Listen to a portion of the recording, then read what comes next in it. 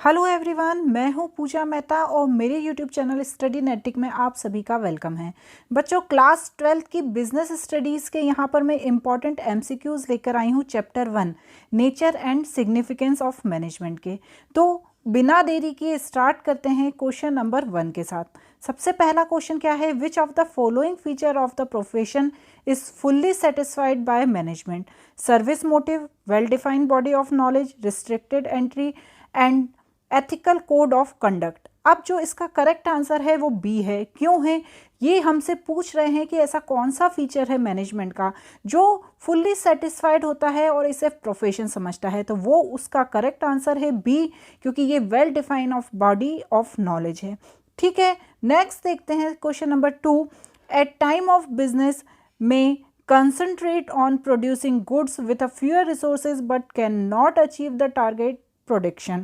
In such cases, business is said to be effective but not efficient, efficient but not effective, both efficient and effective, neither effective nor efficient. देखिए, जब कोई भी business fewer resources से, मतलब कम resources से production तो कर रहा है लेकिन अपने प्रोडक्शन के टारगेट को कंप्लीट नहीं कर पा रहा है, तो इसका मतलब होता है कि वो इफ़िशिएंट तो है क्योंकि वो कम रिसोर्सेज का यूज़ कर रहा है, पर वो इफ़ेक्टिव नहीं है क्योंकि वो प्रोडक्शन ही नहीं कर पा रहा है अपने कम रिसोर्सेज में। तो जो इसका करेक्ट ऑप्शन है वो बी है। नेक्स्ट क्वेश्चन देखते हैं, question number 3।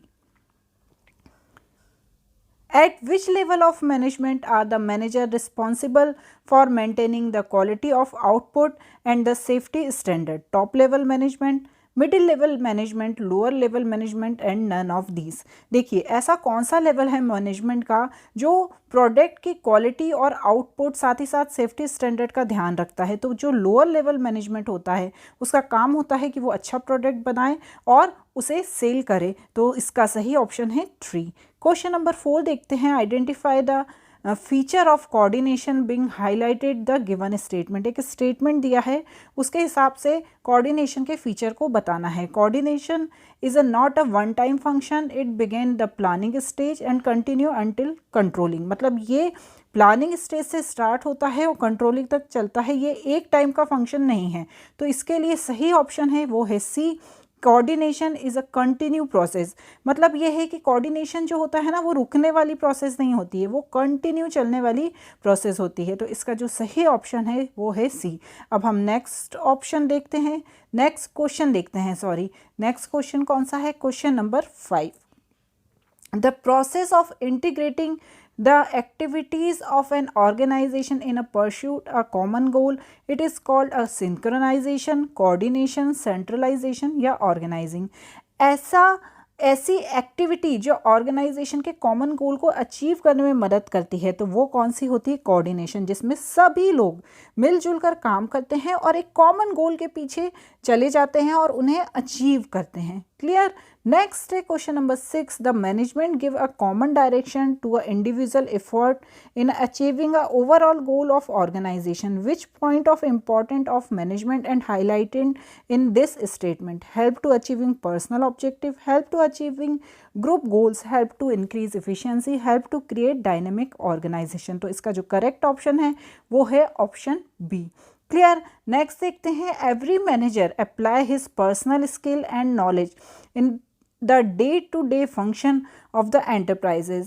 It's proved because the management is an art, management is an science, management is a profession या नन ऑफ दीज। तो इसका जो करेक्ट ऑप्शन है वो है management is an art.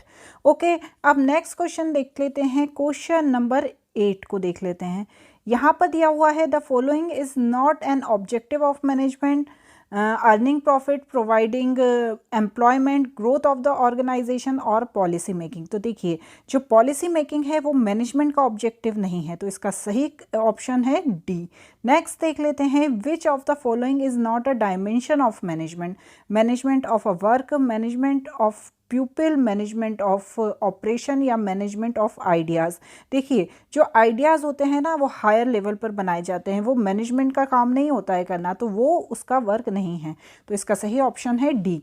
Next देख लेते हैं। Arrangement of various resources of achieving target under which function of management is the perform, controlling, directing, organising या प्लानिंग। तो ऑर्गेनाइज करना ही यहाँ पर क्या है?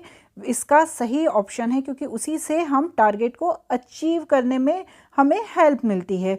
ओके, नेक्स्ट क्वेश्चन देख लेते हैं। नेक्स्ट दिया हुआ है, management in India do the same work as management in USA और जापान और Germany, which characteristics of management is highlighted this statement, management is a group activity, management is all pervasive, both A and B, या D management is effective. तो इसका सही option है B, क्योंकि हर जगह management एक जैसा ही काम करता है, चाहे वो हमारा इंडिया हो, यूएसए हो, जापान हो या जर्मनी हो, तो हर जगह मैनेजमेंट के मैनेजर का काम एक जैसा होता है। तो आज के मेरे इस वीडियो में मैंने इतने एमसीक्यूज़ बताए हैं।